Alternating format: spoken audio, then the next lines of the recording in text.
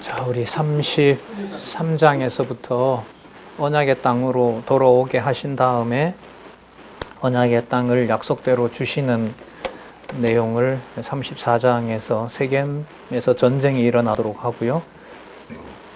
승리하게 하셔서 땅을 주심으로 언약 성취를 실제로 해 가시는 상황을 보도록 하겠습니다. 잘 아시는 대로 이 레아의 딸이 있어요. 아들은 그 레위하고 시므온이 아들이고요. 그러니까 여동생이죠. 딸 디나가 히위족 속 아까 땅을 샀던 그 사람들 하몰의 아들 중에 가장 유력한 세력을 가지고 있는 세겜이 2절에 보면 여인들이 없나 아마 친구를 사귀려고 나갔는지 여자를 보러 나갔다가 주장 세겜한테 끌려 붙잡혀서 강간을 당하고 욕을 당하게 됩니다. 이 사건이 나타나요. 그러니까 아까 여러분 20절에 보면 엘 엘로헤 이스라엘, 전능자 하나님, 이스라엘의 하나님, 전능하신 하나님이라는 이름 다음에 바로 그 이스라엘의 딸 디나가 뭐해요? 강간당하고 욕을 당하는 거예요. 거기 뭐하러 그렇게 나가가지고 이 디나가 멍청하게. 그죠? 이렇게 시작해야 돼요? 그럼 아까 엘로헤 이스라엘하고 연결을 지어야겠죠. 이거 어떻게 연결을 지어요? 도대체 이 전능하신 하나님은 야곱에게 일하시다가 너무 힘들어가지고 좀 일시적으로 쉬고 계셨다가 디나가 이런 일 만나는 거 모르셨잖아요, 사실. 그게 아니에요? 그럼 살아 계셨어요? 이게 안 돼요, 이게. 연결이 될 수가 없어요. 여호와 계시라는 저 개념이 되게 이게 무서운 개념이고요. 떨리는 개념이에요. 예. 선지서나 뭐 이후에 들어가면 한두 곳이 아니에요, 그런 게. 자, 4절에 보면 그런데 사랑합니다. 이 세겜이 3절에 보면 깊이 야곱의 딸 디나를 사모하고요. 소녀를 사랑하여 말로 위로도 합니다. 그리고 아내로 맞이하겠다고 하고 아버지 하몰에게 나 아내로 얻게 해달라고 합니다. 그러니까 아버지도 가세를 하고 5절에 야곱이 그 딸 디나를 그가 더럽혔다 함을 들었으나 자기 아들들이 들에서 목축함으로 그들의 돌아오기까지 잠잠했다고 합니다. 듣자마자 그 자리에서 뭐 칼을 빼든가 해야 하잖아요. 자, 그렇게 할 수가 없습니다. 세겜의 아비 하몰은 야곱에게 말하러 왔으며 야곱의 아들들이 들에서 돌아왔습니다. 돌아와서 사람이 오빠들이 모두 근심하고 심히 노하였으니 이는 세겜이 야곱의 딸을 강간하여 이스라엘에게 부끄러운 일, 곧 행치 못한 일을 행하게 됩니다. 연인이 되는 거죠. 예. 그리고 세겜은 잘못은 했지만 아내로 맞이하겠다라고 이제 무마하려고 온 거고요.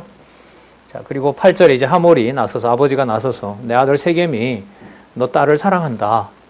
그리고 그러니까 아내를 좀 삼게 해달라. 그리고 우리 통혼해서 우리 딸도 너희들에게 보내고 또 너희 딸도 우리에게 보내고 10절에 우리와 함께 여기 거하면서 땅이 너희 앞에 있으니 너도 여기에 머물고 여기서 장사하면서 기업도 넓히고 해라. 11절 세겜도 디나의 아비와 남형들에게 이르되 주범이죠. 이놈이 나로 너희에게 은혜를 입게 하라. 너희가 내게 청구하는 것은 내가 수응하리니 이 소년만 내게 주어 아내가 되게 하라. 아무리 큰 결혼 집착금이죠. 빅물과 예물을 청구할지라도 너희가 내게 말한 대로 수응하리라. 허구 많은 방법 가운데 이 귀한 딸이 지금 하나로 나오거든요. 디나. 이 딸 하나를, 외동딸을 이런 방법으로 세겜 땅을 정복하도록 하신다.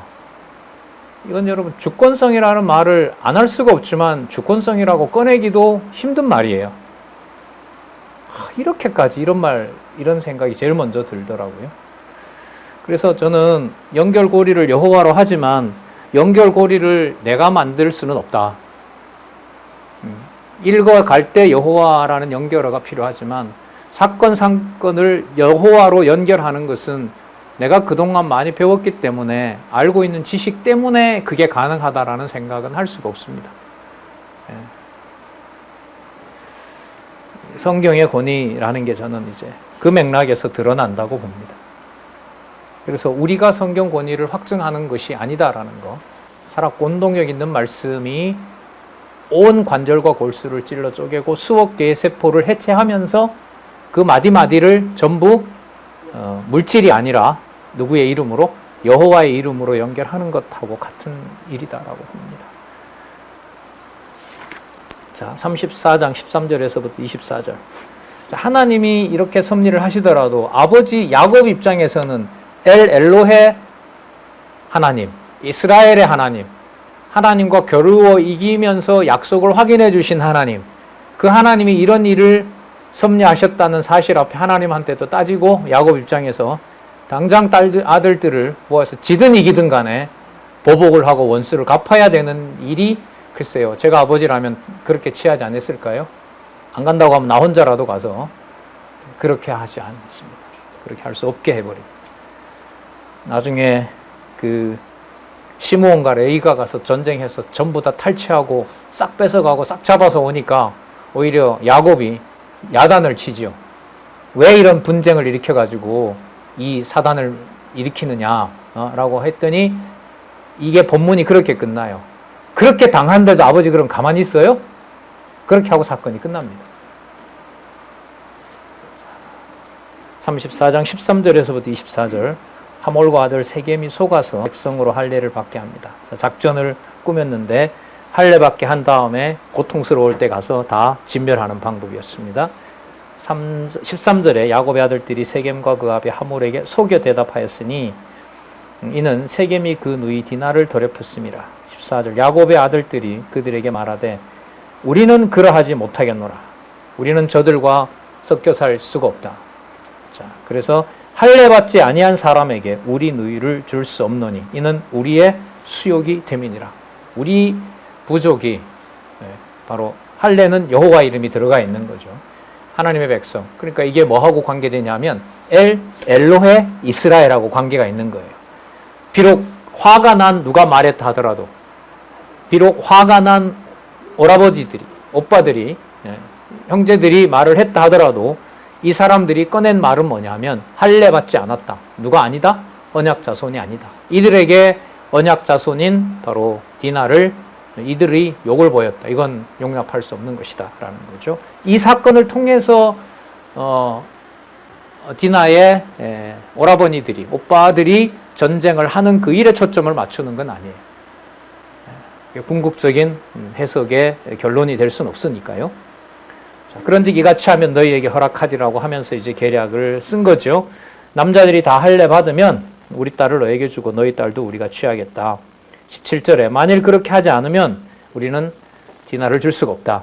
18절 과 그 아들 세겜이 그 제안을 받아들입니다. 19절에 이 소년이 그 일 행하기를 지체하지 아니하였으니 그가 야곱의 딸을 사랑함이며 그는 그 아비 집에서 가장 존귀함일러라. 간단하게 말하면 지 마음대로 디나를 사랑한 게 큰 죄가 되는 거죠. 예, 자, 야곱의 딸을 사랑함이며 그는 그 아비 집에서 가장 존귀함일러라. 예. 그래서 만약에 디나를 그 누구죠? 나중에 그 요압의 그 여동생이 또 다른 다윗의 아내에 의해서 그 요압의 동생이 강간당하잖아요. 예. 그때 이제 요압이 다 죽여버리잖아요. 다윗의 아들이. 예. 거기는 이제 그 요압의 여동생을 이복 오빠가 이제 범한 다음에 미워하죠. 버려버리죠. 자, 그래서 이제 그 사건이 나오는데 여기는 야곱의 딸을 사랑하게 되는 겁니다. 그러니까 야곱의 딸을 사랑함으로 해서 모든 요구를 다 들어줄 수 있는 환경이 되고 이게 어디를 차지하는 세겜 땅을 정복하게 하는 방법을 하나님이 쓰시는 거죠. 하몰과 그 아들 세겜이 성문에 이르러 자기 고을 사람들에게 얘기합니다. 자, 우리가 그 야곱 부족과 함께 서로 잘 지내고 그들을 맞아들이자.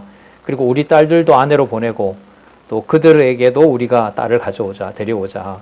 그래서 22절, 우리 중에 모든 남자가 그들의 할례 받음 같이 할례를 받아야 그들이 우리와 한 민족이 되기를 허락한다고 한다. 자, 23절에 자, 그러면 그들의 생축과 재산이 많은데 그 짐승 겠느냐? 받아들일 만한 부족이다. 자기네들은. 다만 그 말대로 일단 해야 된다. 자, 그래서 24절에 성문으로 출입하는 모든 자가, 자, 주석에 보면 싸움에 임할 수 있는 자들, 그러니까 건장한 자들, 남자들이 성문으로 출입하는 모든 자가 하몰과 그 아들 세겜의 말을 듣고 성문으로 출입하는 그 모든 남자가 할례를 받으니라. 자, 이어 3일째 가장 고통스러울 때 야곱의 두 아들 디나의 오라비 시므온과 레이가 칼을 가지고 가서 엄습하고 기습을 해버립니다. 모든 남자를 죽이고 그 다음에 26절에 하몰과 그 아들 세겜도 죽이고 디나를 세겜의 집에서 데려옵니다. 의로운 오빠들이죠.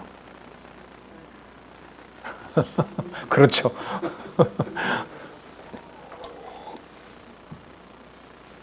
그러면 야곱도 뭐 힘들지만 잘했다는 말은 한마디 해줘야죠. 야곱이 혼을 냅니다. 나중에. 그러니까 누구 기준에서 보면 이게 답이 안 나와요. 인간 기준에서 보면 이건 어떤 교훈을 끌어낼 수가 없어요. 여기서 무슨 교훈을 끌어냅니까? 보복하고 살라 그래요? 아니면 그냥 참고 살라 그래요? 말도 안 되는 거예요, 이게.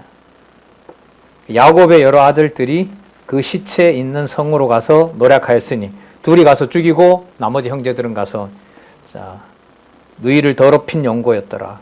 양, 소, 낙이 성에 있는 거, 들에 있는 거 모든 재물을 빼앗으며 그 자녀와 아내들을 사로잡고 집 속의 물건을 다 노력한지라. 정착 자금까지 마련해 버립니다. 그러니까 여러분 이 땅에 여러분 아까 뭐가 있다 그랬죠? 아까 이 땅을 아까 세겜에 와서 야곱이 돈을 주고 샀다 그랬죠. 그죠?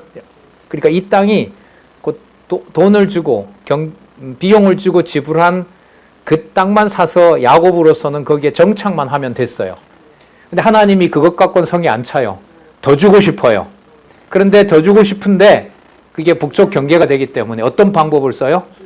야곱의 딸을 강간당하게 해요. 그리고 형제들이 화가 나서 그 땅을 빼앗게 해요. 그리고 진멸해요. 그리고 땅도 넓어지고 재물도 얻게 해요. 그런 하나님에 대해서 어떤 하나님이라고 생각을 하세요? 좋으신 하나님? 땅 살 돈이 없어가지고. 그래서 여러분 이 구약 성경을 철학적이나 기본적인 어떤 지식을 가진 사람들에게 구약에 나타난 신은 철저하게 이기적이고 자기 민족에게 편리한 신인 거예요. 요 표면으로 보면. 그러니까 이렇게 한 일이 누구에게 복이 되는 거예요, 결과적으로? 야곱에게 복이 되잖아요. 그죠? 그런데 부족들에게 딸을 건드렸다고 해서 화친을 하러 온 자들을 뭐 해버린다? 전부 속이고 진멸한다. 그걸 여호와께서 손을 들어주시는 분이다. 그게 일반인들에게 공의롭고 정의로운 하나님으로 소개를 할 수 있을까요? 전혀 없어요. 여지가 전혀 없어요. 이런 게 신학자들, 성경을 해석하는 신학자들한테 또 성경 교사들한테 이걸 풀어나갈 수가 없는 거예요. 전들 풀어갈 수 있겠습니까?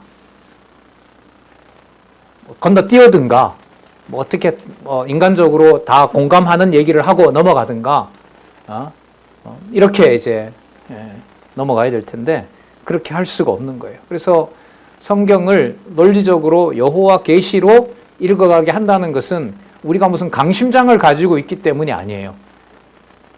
따라서 여호와 계시라는 것은 확증된 것과 믿어지는 것은 그야말로 하나님께서 깨닫게 해주셔야 돼요. 그리고 이 사건에서 어떤 이 방법론을 축출하는 것이 아니라 그리스도가 그리스도의 몸된 교회를 위해서 당신이 이 신학이 이제 신학적 해석이 필요한 거죠.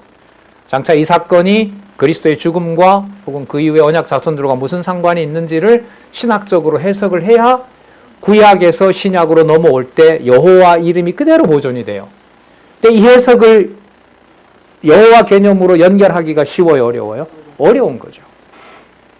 말이 이제 육적, 모형이다, 실체다, 육적이다, 신령한 것이다라고 이렇게 되어 있지만 육적인 것에서 신령한 것으로 모형이 실체적으로 오는 여기에 성경을 통해서 적어도 선지서의 해석에 충실하지 않으면 그걸 설명할 길이 없어요. 그래서 엄청난 일이 일어난 거예요. 저는 이 성경 신학이 우리 강론집 2014년에 20여 년 동안 기록이 됐잖아요. 1995년에 1권이 나왔고 2018년에 마지막 권이 쓰여진 그 문헌에 여호와 주어가 항상 여호와 하나님이 주어가 된다는 것은 이건 사람의 감정과 사람의 마음으로는 붙일 수가 없는 거예요. 그래서 저자도 늘 얘기하시지만 여호와께서 하나님께서 깨닫게 하셨고 하나님께서 하신 일이다. 자,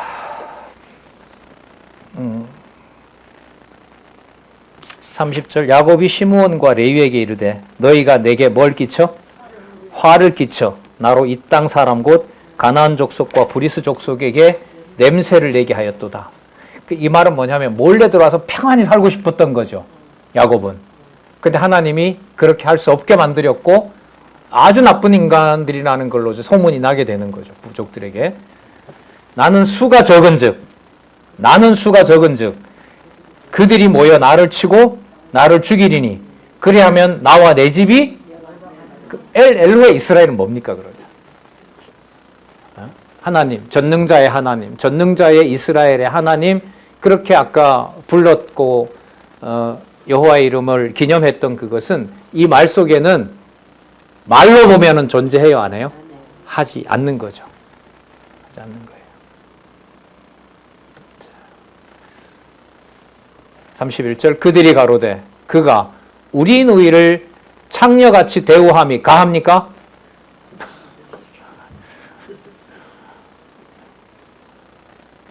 그러니까 오라버니들은 분에 차 있는 거고요. 아버지는 뭐 하고 있고? 걱정이 되고 겁에 떨고 있고. 그러면 두 사람 중에 두 사람 모두 다 오라버니나 아버지나 엘로의 이스라엘 이 이름을 부르기에 적합한 자들이 아닌 거죠. 그럼에도 불구하고 여호와께서는 야곱과 씨름한 일을 통해서 반드시 야곱을 뭐 하도록 하셨다? 보호해 주시고 이삭과 아브라함과 이삭에게 약속했던 것을 내가 반드시 이루어 주신다고 약속을 하시는 거죠. 그래서 이 방법으로 하나님께서는 악인도 악한 날에 쓰시는 방법으로 야곱의 딸 디나가 욕을 당하는 일로 세겜 땅을 주시는 섭리를 하시는 겁니다.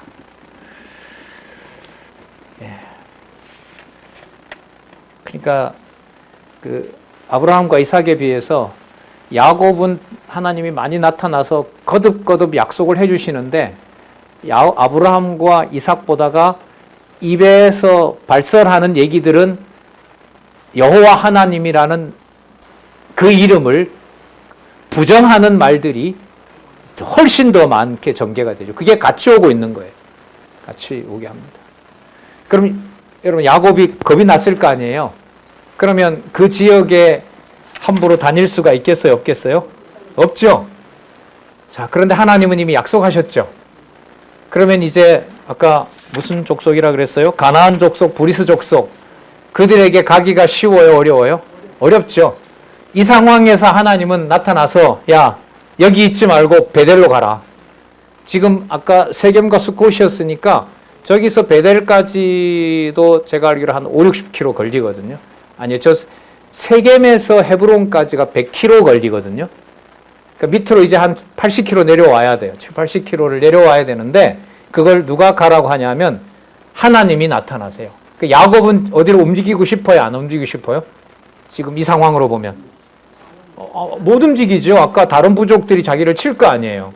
자, 그래서 여러분 35장에서부터 36장의 제목을 한번 보시면 야곱과 에서가 같이 번성하도록 합니다.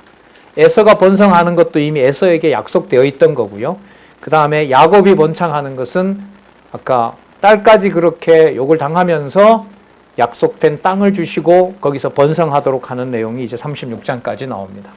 자, 그 36장까지 우리 살펴볼 텐데요. 35장에 야곱의 자손이 번성하는 내용이 다음에 나타나는데 야곱이 신상을 땅에 묻고 명령에 따라 베델에서 단을 쌓는 내용이 또 나타납니다.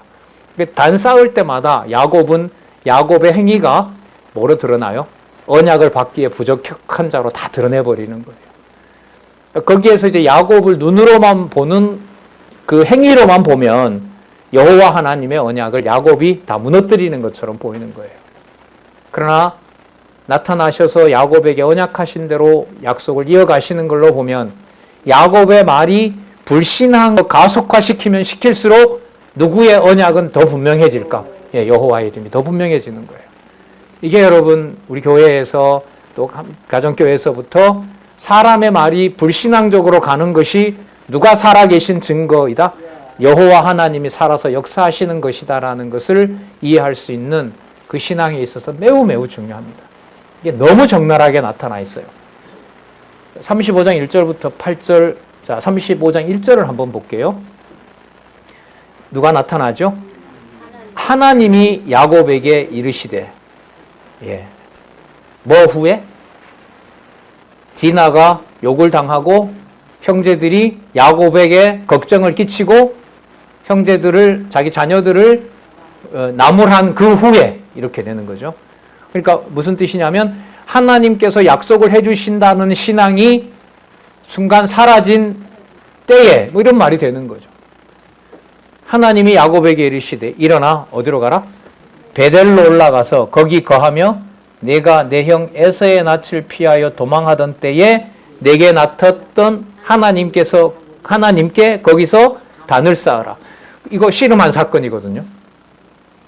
그죠? 에서가 나타나기 전에 약복과 건너기 전에 거기서 그거 했잖아요. 씨름했잖아요. 지금 그거 얘기하는 거거든요. 그때 하나님 뭐라 그랬어요? 보호해준다 그랬거든요. 근데 이미 아까 보호해주려면 누구도 보호해줬어야지. 디나도 보호했어야지. 저 같으면 따졌을 것 같아요. 하나님 근데 잠깐만요. 그 디나는 왜 그렇게 했는데요, 하나님? 자, 그러면서 야곱이 아직도 여러분 70이니까 이 사람이 180세를 사든가 그래요. 앞으로 이제 애굽에도 내려가야 되고 요셉도 팔려가야 되고 앞으로 몇십 년이 남아 있거든요. 그 사이에 이제 하나님께서 야곱에게 중요한 것은 어떻게 보면 지금 이 말씀으로 보면 그 하나님과 씨름한 계명한 그 이스라엘이라는 이름, 하나님과 겨루어 이겼다는 그 이름을 하나님께서 이제 확증해 주는 것이 애굽의 전 가족을 데리고 내려가는 사건의 핵심적인 줄기라고 할 수 있어요. 나와 겨루어 이겼다. 하나님과 겨루어 이겼다는 그 이스라엘이라는 이름, 그 이름을 확증해 주는 거죠. 방법은 하나님의 방법대로. 2절에 야곱이 이에 자기 집 사람과 자기와 함께한 모든 자에게 이르되 너희 중에 이방 신상을 버리고 자신을 정결케 하고 의복을 바꾸라. 우리가 일어나 베델로 올라가자. 나의 환난 날에 내게 응답하시며. 베델은 어떤 곳이죠? 20년 전에, 20년 이상 전에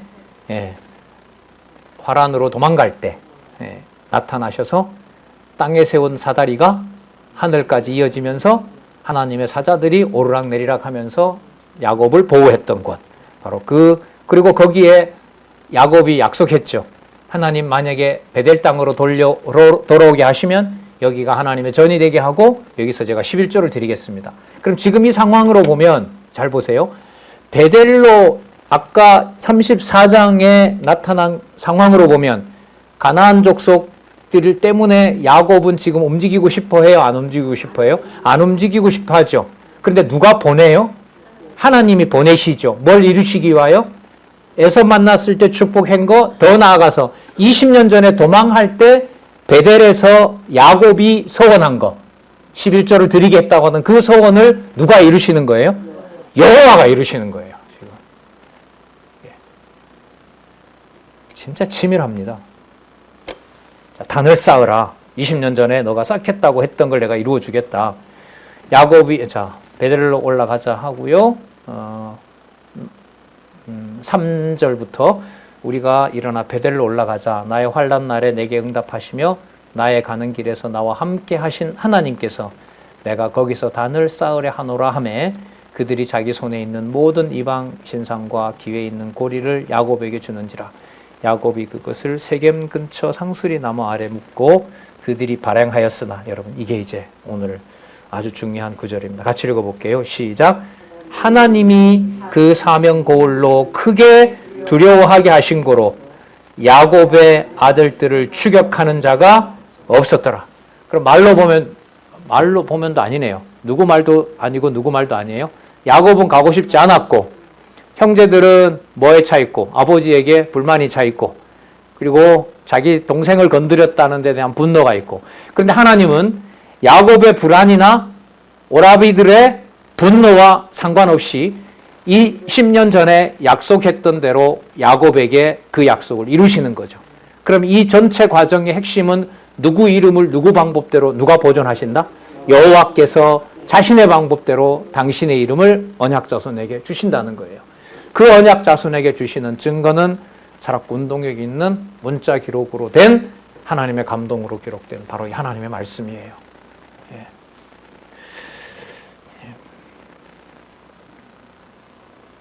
자, 엘로헤 이스라엘이라고 불렀던 그 명칭을 이 가슴 아픈 사건을 겪고 난 다음에 6절에 보시면 야곱과 그와 함께한 모든 사람이 가나안 땅 루스 곧 베델에 이르고 그가 거기서 단을 쌓고 그곳을 뭐라 또 불려요? 엘 베델은요 베델의 하나님, 베델의 하나님이란 엘이 저기 하나님이라는 거고요. 베델은 그 지명이죠. 이라 불렀으니 이는 그 형의 낯을 피할 때에 하나님이 그에게 거기서 나타나셨습니다. 20여 년 이상 됐겠죠. 20여 년. 자, 리브가의 유모 드보라가 죽음에 그를 베델 아래 상수리 나무 밑에 장사하고 그 나무 이름을 알론 바굿이라 불렀더라. 알론 바굿 곡함의 상수리 이렇게 나오네요. 자, 그래서 20년 전 언약을 이루시는 내용을 여기서 살펴볼 수가 있습니다. 그래서 하나님은 다시 가라고 했으니까 도착했잖아요. 하나님은 다시 나타나서 야곱에게 일러줘요. 그러니까 가장 많은 실수를 아브라함 이삭보다가 하게 하면서 계속해서 하나님은 나타나서 당신의 말씀을 확인해 주시는 거죠. 이 방식이 뭐냐 하면 성경이 기록되어 있는 순서와 같아요. 야곱에게 말씀을 주시면서 야곱을 낮추시고 야곱을 부끄럽게 하면서 계속해서 누가 나타나세요? 하나님이 나타나시는 게 성경 기록 순서와도 맞아요. 언약하시고 그 다음에 실수하게 하고 끝난 것 같지만 다시 언약 확인하고 또 자손 언약 이루시고 땅 언약 이루시고 우리 방식대로 아닌 또 다 죽게 하고 40년 동안 400년 동안 땅 분배한 거 다 빼앗기게 하고 그리고 룻을 통해서 보아스에게 주시고 바로 거기서 다윗의 증조부가 되게 하시고 다윗이 또 태어나게 하고 그런 과정이 야곱에게 언약하시고 이루시는 과정하고 똑같아요. 신약에서도 교회를 설립하시고 그 다음에 교회를 승리하게 하시는 바로 그 과정하고도 구조가 똑같아요. 그러니까 여러분 모든 구조마다 건너뛸 때마다 새로운 사건을 만날 때마다 구약에 나타난 5대 속성이 그대로 다 드러나죠. 다음부터 주권성이 하나도 안 드러난다 이러면은 그것도 문제가 있는 거 아니에요. 왜? 구약에 언약하신 신실하신 하나님이 주권성을 반드시 계시한다는 게 지금 나오기 때문에 그럼 신약에서도 창세기부터 마태복음부터 계시록까지도 하나님의 속성이 당연히 나타나야죠. 교회 설립도 그렇고 양육도 그렇고 그다음에 무장도 그렇고 투쟁도 그렇고 승리도 그렇고 여호와 하나님께서 하신다는 사실을 분명히 드러납니다. 여호와 호칭도 여러분들에게 다 소개를 드렸고요. 9절에서부터 15절 야곱이 나오지 않아요. 국민과 왕들과 땅을 언약받고 돌기둥을 세웁니다. 야곱이 밧단 아람에서 돌아오매 하나님이 다시 야곱에게 나타나서, 밧단 아람에서 이제 돌아온 건 도망가서 이제 돌아왔어요. 그에게 복을 주시고 그에게 이르시되 내 이름이 야곱이다마는 내 이름을 다시는 야곱이라 부르지 않겠고, 그 32장에 나왔었죠. 이스라엘이 내 이름이 되리라. 32장 28절에 나왔습니다. 그러면 32장에서부터 시작해서 약복강에서 만났을 때 그 상황에서 지금까지 딸이 엿보이는 이 상황까지 하나님은 무엇을 이루어 오신 거예요? 예, 이스라엘이라는 이름의 약속을 확증해 주는 과정이 지금까지 일이었다고 보시면 되죠. 이스라엘이 내 이름이 되리라 하시고 그가 그의 이름을 이스라엘이라고 다시 부르시고요. 그에게 이르시되 자 나는 전능한 하나님이라. 딸이 엿보인 거는 빼고 반드시 그것도 넣고, 예. 생육하고 번성하라. 국민과 많은 국민이 내게서 나고 또 왕들이 내 허리에서 나오리라. 왕들이 허리에서 나온다는 것은 여러분 아브라함에게 약속한 것이고요. 지금부터 하시는 말씀들은요.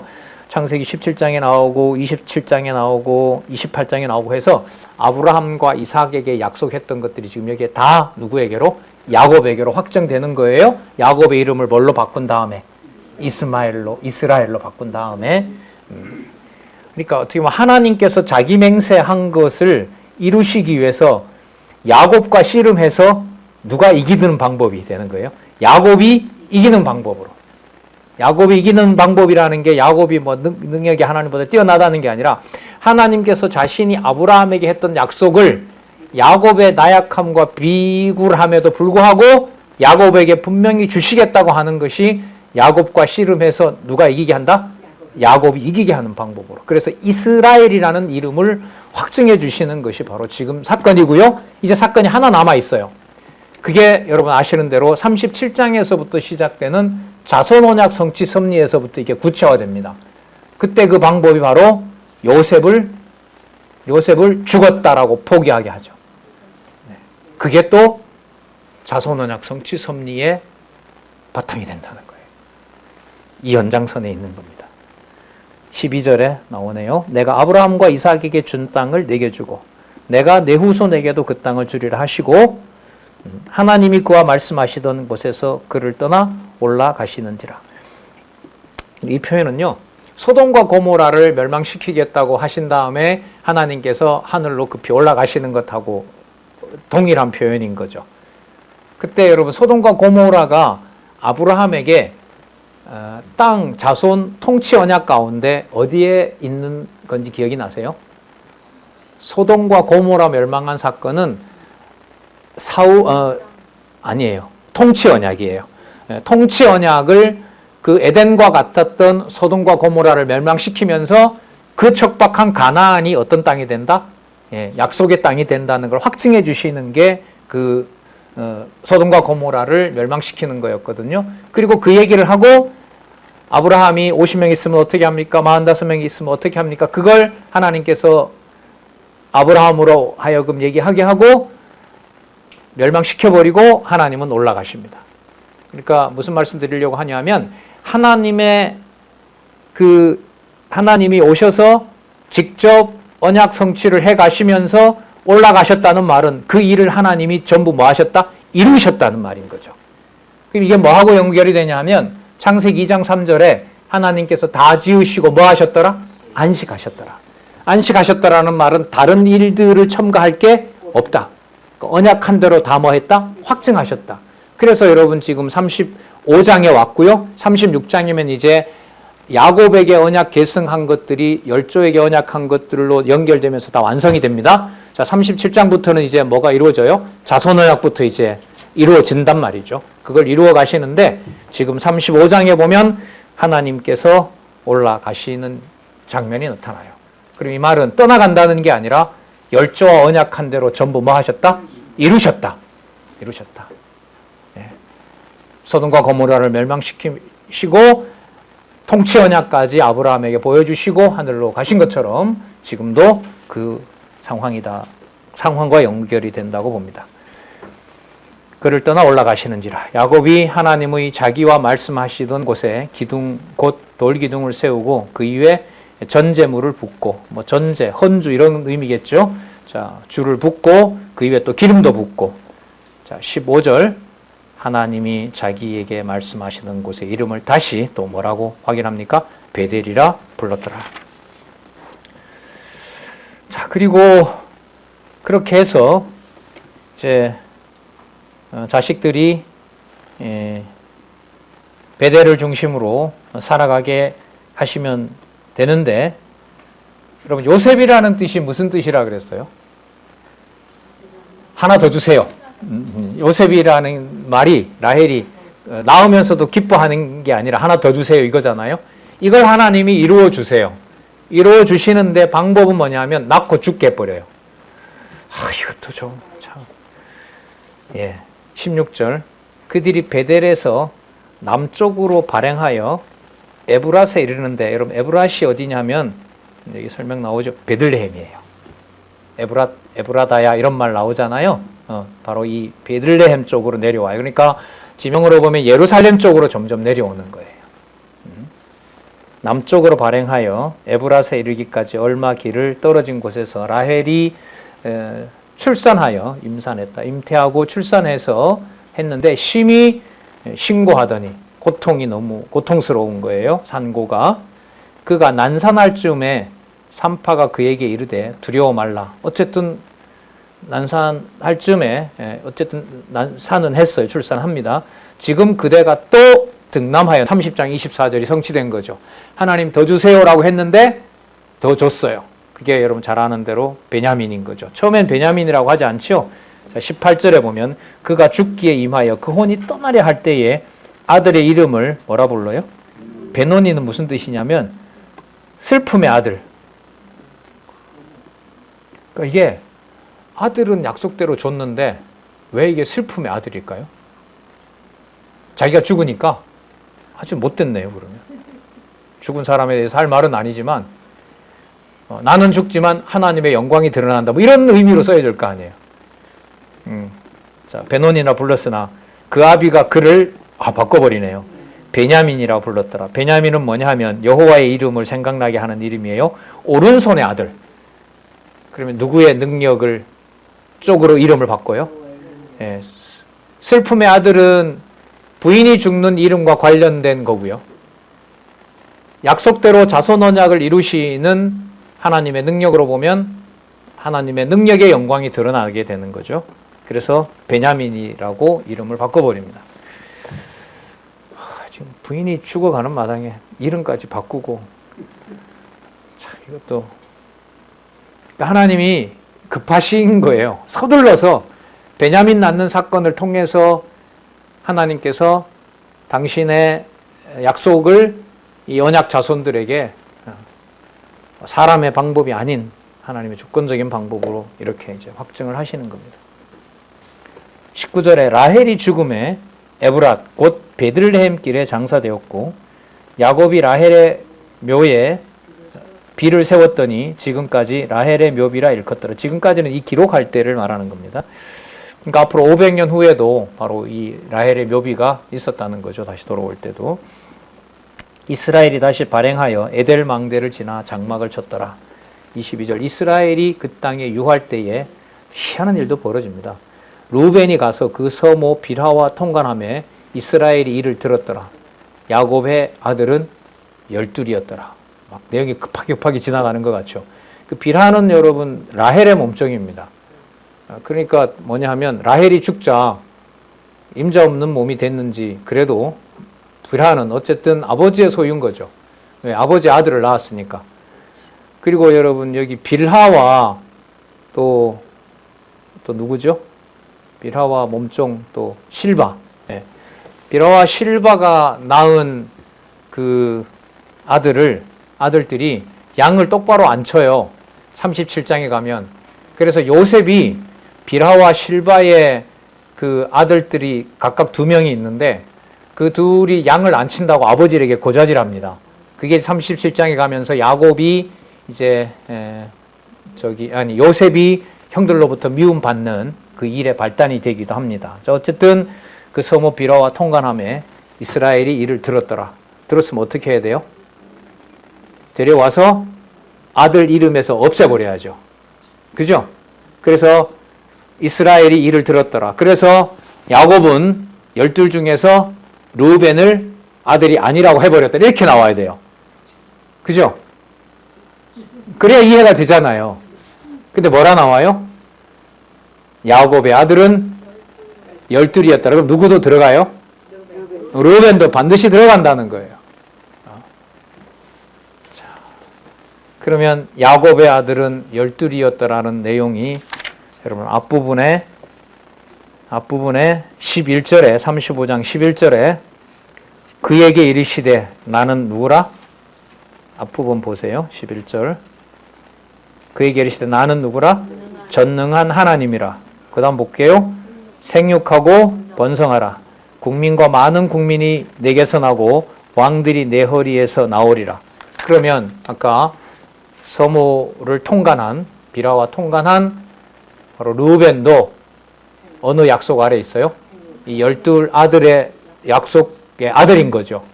바로 그 가운데 바로 확인을 해주는 게 야곱의 아들은 11명이 아니라 12이다. 그러니까 누구 방식대로 가문이 관리되는 게 아니다. 야곱의 방식대로.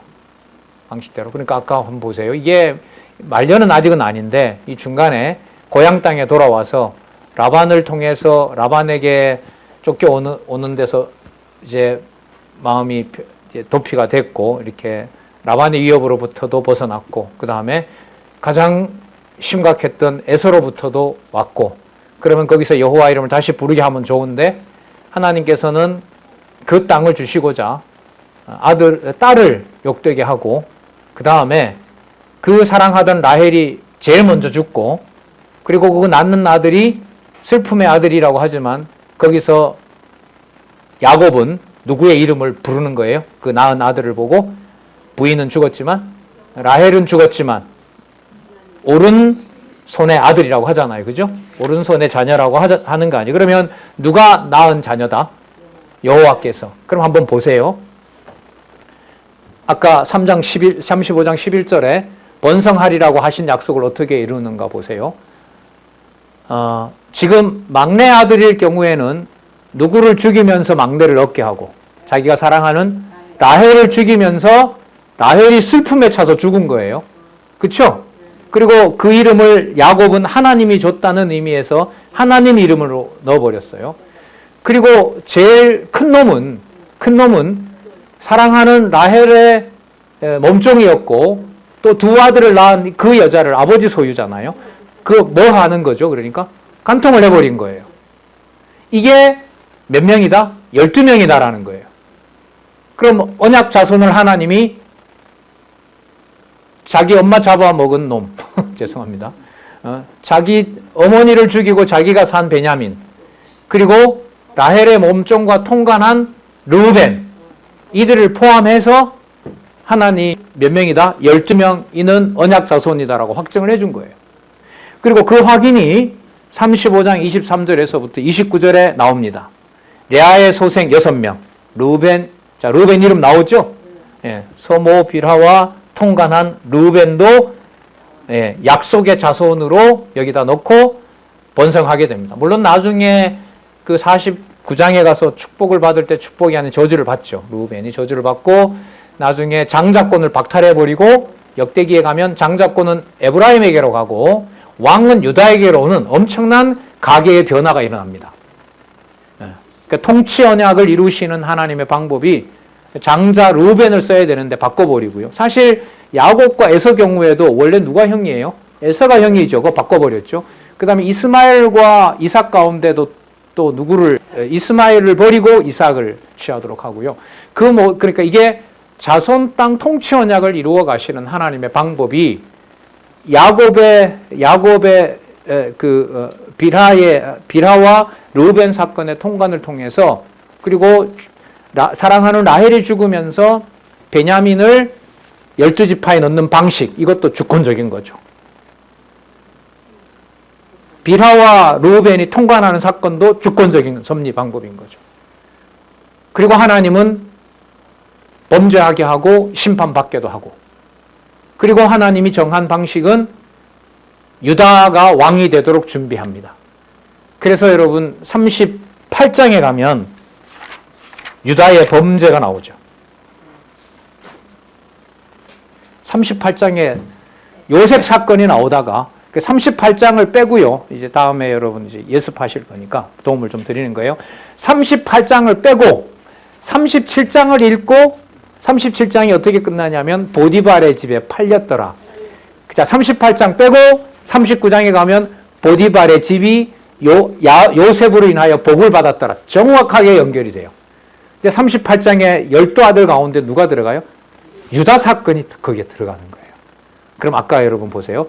루벤에게 이런 실수를 하게, 범죄를 하게 해서 장자권에서 없애버리고, 하나님이 준비하신 통치권은, 왕권은 유다를 준비하시고, 그것도 유다가 아주 부정한 방법으로 며느리와의 관계를 통해서 그 통치자의 계보를 만들어내고, 그리고 요셉을 통해서는 죽었다고 포기하게 한 다음에 요셉을 통해서는 므낫세와 에브라임이 태어나게 하는데, 장자는 누가 되죠? 나중에 태어난 에브라임에게 이렇게 축복해버리잖아요. 이 손으로 므낫세, 이 손으로 에브라임을 줘야 되는데 에브라임에게 이 오른손을 갖다가 함으로써 에브라임이 뭐가 되죠? 장자가 돼요. 역대기 가면 분명히 나와요. 이게 하나님께서 자손 땅 통치 언약을 당신의 주권적인 섭리로 해가시는 거예요.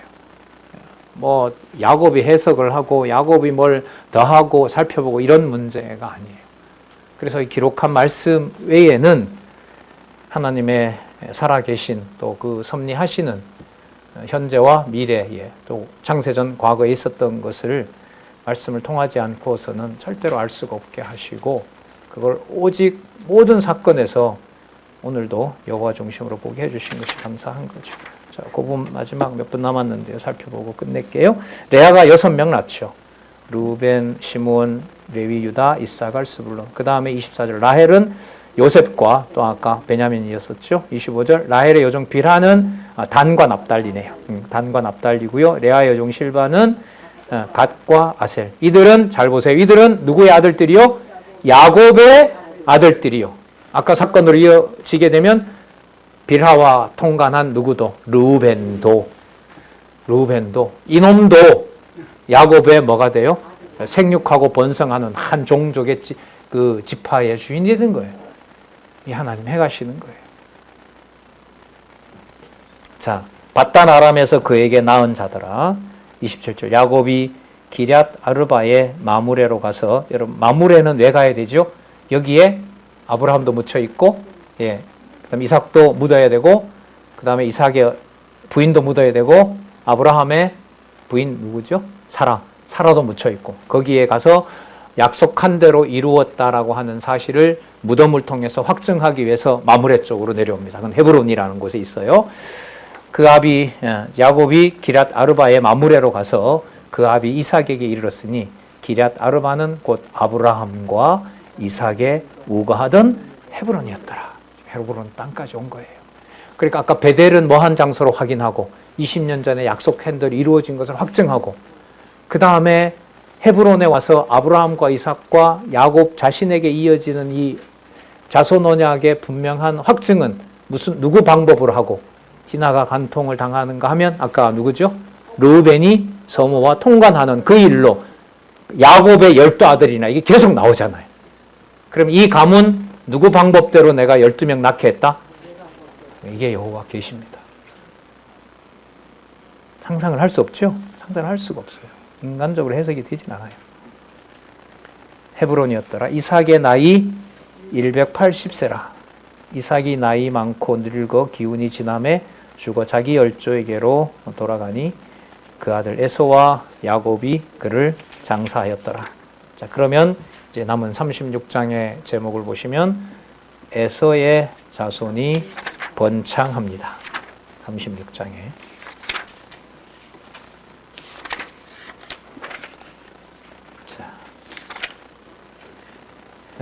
이게 이렇게 전개가 돼요. 35장 23절에서부터 29절은 고작 야곱의 아들 12명밖에 소개 안 합니다. 12명이 바단 아람에서 태어났고 이제 어디까지 왔더라? 헤브론까지 왔다. 이게 전부예요. 36장은 뭐냐 하면 제목 보시는 것처럼 에서의 자손이 번창하는 게 나와요. 세 아내가 있고요. 에서의 세 아내가 있고 14족장이 있고 7족장이 세일 본토에서 있었고 7왕이 나오고 또 11족장이 7왕을 계승하게 돼요. 그래서 36장에 가면 32족장 어마어마한 통치국가가 에서에게 먼저 완성이 됩니다. 이게 여기 왜 나올까요? 37장에서부터 이제 누구 사건이 나오냐면 요셉이 미움을 받고 애굽에 내려가서 애굽 제국에 야곱의 전 가족이 가서 시간이 지나면 애굽에서와 비교할 수 없는 엄청난 왕국을 하나님께서 준비하시는 내용들이 37장에서부터 전개가 됩니다. 그게 어디까지요? 저기 에스더서까지. 민수기 30장까지 자손언약 성취 섭리, 또 사사기서까지 땅언약 성취 섭리, 에스더서까지 통치언약 성취 섭리.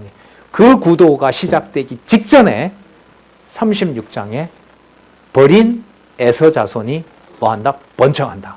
왕국을 먼저 이루었다. 따라서 이스라엘 백성의 자기의 능력으로는 자손 땅 통치 언약을 이룰 수가 없는 상황이다.